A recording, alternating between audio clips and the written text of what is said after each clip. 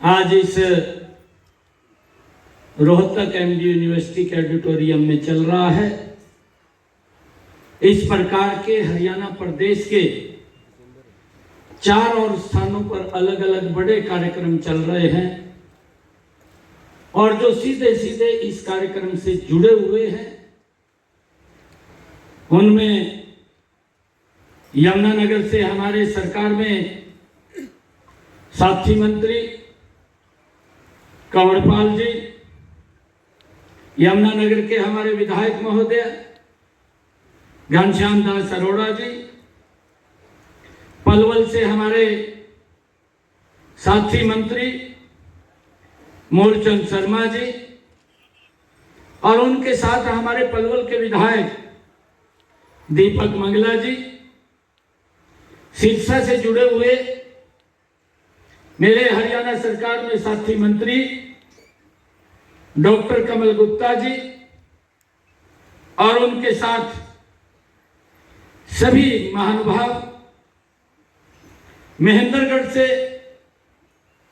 हमारे साथी जुड़े हुए, वहां से भारतीय जनता पार्टी के बहुत ही वरिष्ठ नेता प्रोफेसर रामविलास शर्मा जी, हमारे जिला के अध्यक्ष दयाराम यादव जी और आज इस मुख्यमंत्री शहरी आवास योजना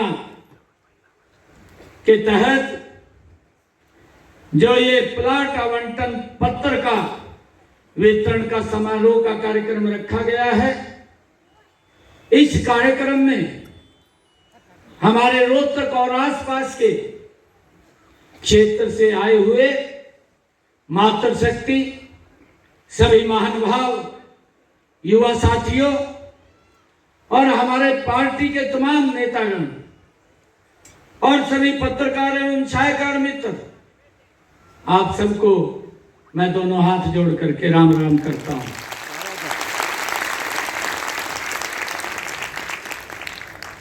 आज मेरे लिए बड़ी खुशी की बात है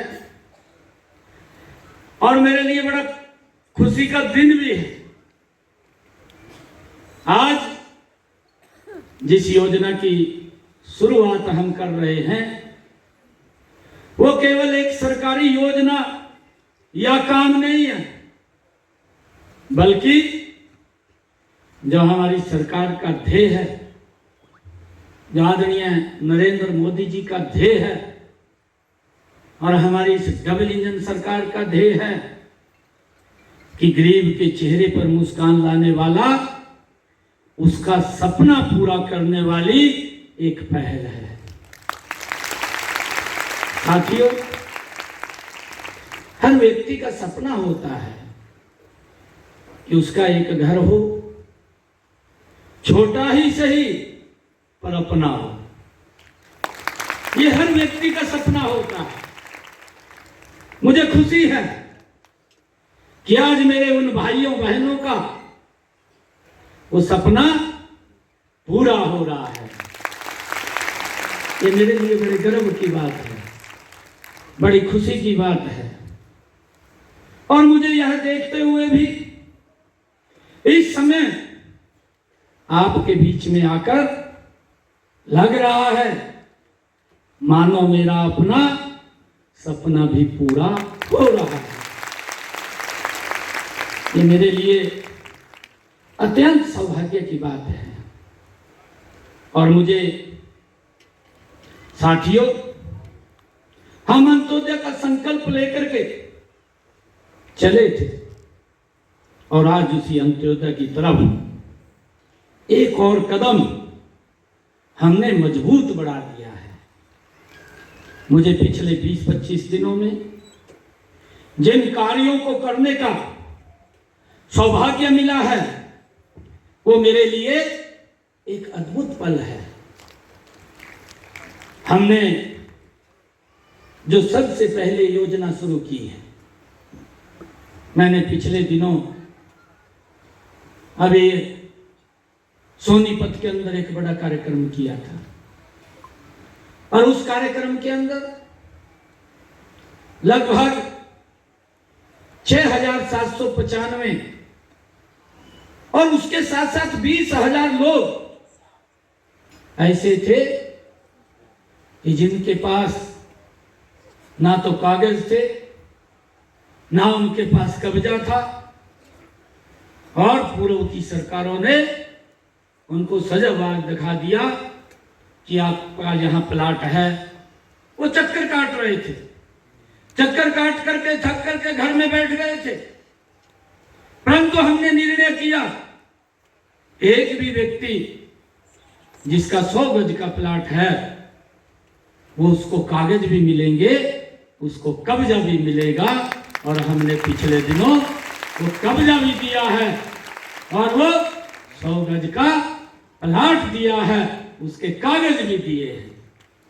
ये हमने सोनीपत के अंदर जो लोग लंबे समय से घूम रहे थे, उन लोगों को हमने पूरे हरियाणा प्रदेश में, जैसे आज भी हम अलग अलग स्थानों से जुड़े हुए हैं, उस दिन भी हरियाणा के अलग अलग जिलों से जुड़े हुए थे।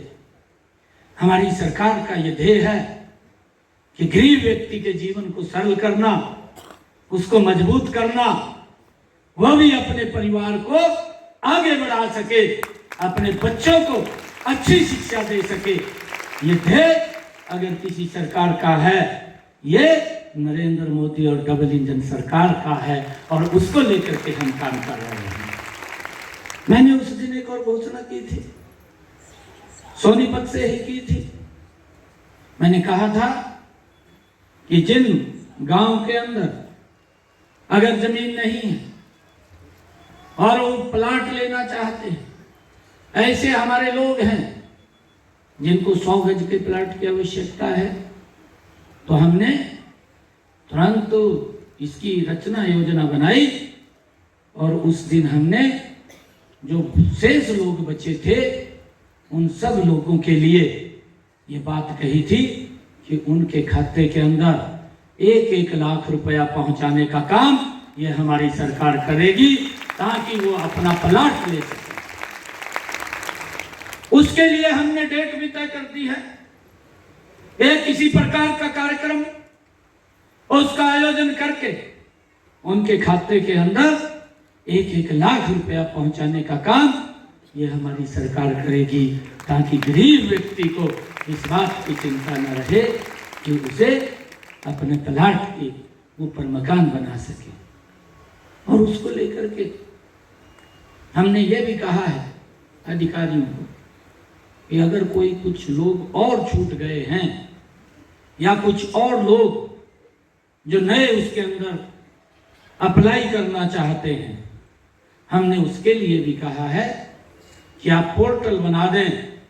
अगर कोई बेनिफिशियरी है, कोई लाभ लेना चाहता है, तो उसके अंदर अप्लाई करेगा, हमारी सरकार उस तक लाभ पहुंचाने का काम वो निरंतर जारी रखेगी। मुझे ये भी खुशी है आप सबको बताते हुए कि हमने जो दूसरी योजना शुरू की, मैंने दूसरी योजना अंबाला से शुरू की, करनाल से दूसरी योजना शुरू की, और करनाल के अंदर हमने निर्णय किया, हमारी सरकार ने एक हैप्पी कार्ड दिया, हरियाणा परिवहन अंत्योदय परिवहन परिवार योजना, हैप्पी कार्ड हमने दिया। और उसका ध्येय यह था कि जिस परिवार की इनकम 1 लाख रुपए से कम है, उसने बाजार में भी जाना है, उसने कहीं रिश्तेदारी में भी जाना है, उसने कहीं अपने रिश्तेदारी में शादी में भी जाना है, उसने कहीं दवाई लेने के लिए भी जाना है। उस हैप्पी कार्ड के माध्यम से हमने ये निर्णय किया कि जिन परिवारों की आय 1 लाख रुपए से कम है, ऐसे परिवारों को हमने ये कार्ड दिया। और ऐसे ये परिवार हरियाणा प्रदेश के अंदर 23 लाख परिवार थे, जिनको हमने 84 लाख लोगों को ये कार्ड देने का काम किया। लगातार हमारी सरकार उन तक ये कार्ड पहुंचाने का काम कर रही है। और ये निर्णय हमारी सरकार ने लिया कि वो व्यक्ति उस कार्ड के ऊपर 1 साल के अंदर 1000 किलोमीटर तक फ्री में यात्रा कर सकेगा, उसको कोई भी पैसा किराए के लिए नहीं लगेगा। ये सुविधा ये हमारी सरकार ने, ये जब दूसरी योजना मैंने शुरू की है, ये उसके गरीब लोगों के लिए देने का काम किया है।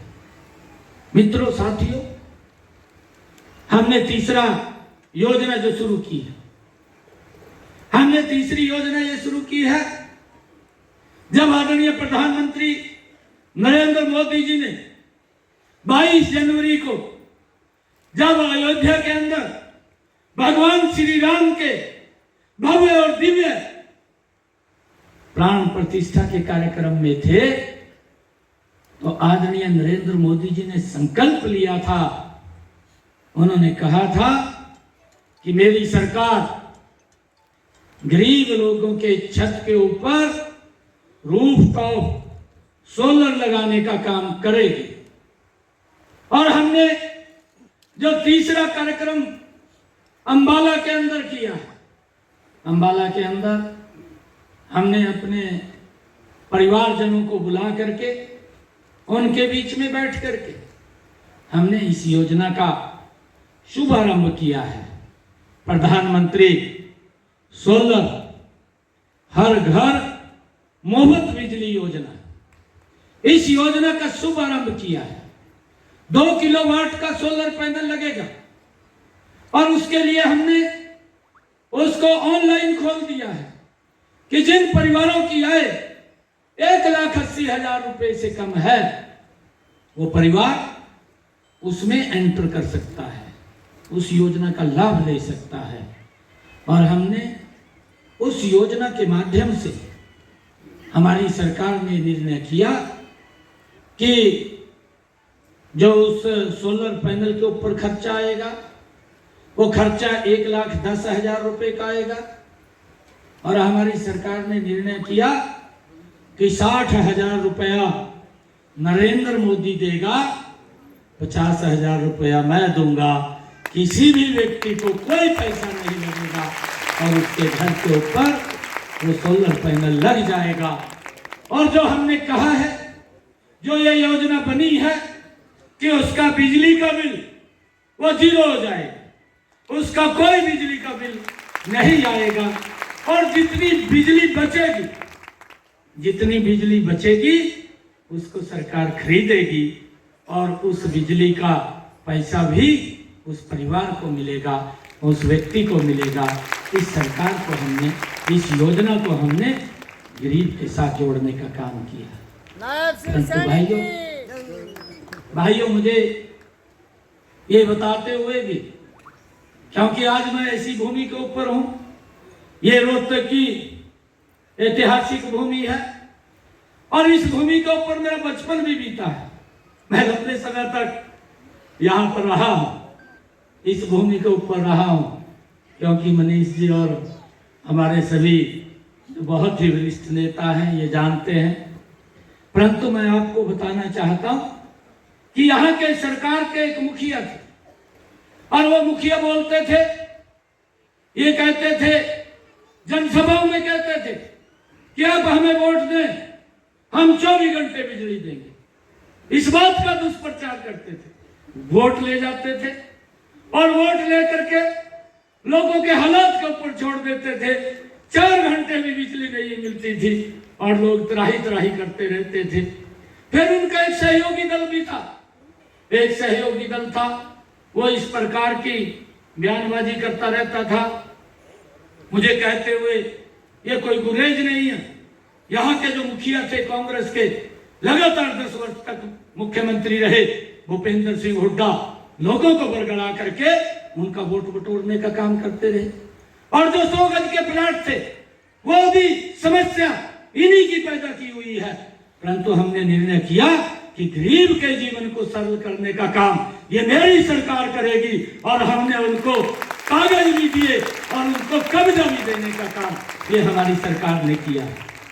और भाइयों, ये बोलता रहता था कि हम 24 घंटे बिजली देंगे, परंतु 24 घंटे बिजली नहीं दी।